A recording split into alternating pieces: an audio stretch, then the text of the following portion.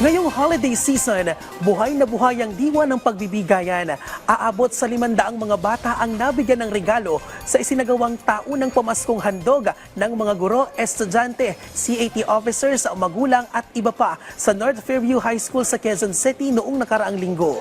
Ito na ang ika-18 taon ng Pasko sa Batang Fairvians, ang pagbibigay ng regalo at pagpapasaya sa mga bata mula sa iba't ibang bata sa Fairview. Tampok dito ang iba't ibang aktibidad para sa mga bata. Kabilang ang magician at puppet show, mascot dance at photo opportunity, drums and live performance at mga parlor game. Habang may iba't ibang booth gaya ng popcorn at hotdog booth at pamimigay ng pang-medyanoche. Layo ng programa na maipadama sa mga kabataan ang kahalagahan ng pagbibigay, pagtulong, pagmamalasakit at pagmamahal sa kapwa. Ayon kay Perla Ragadio, ang proponent ng programa, panalangin niya na dalhin ng bawat isa saan man sila sa mundo ang pagmamahal at pagmamalasakit sa mga bata.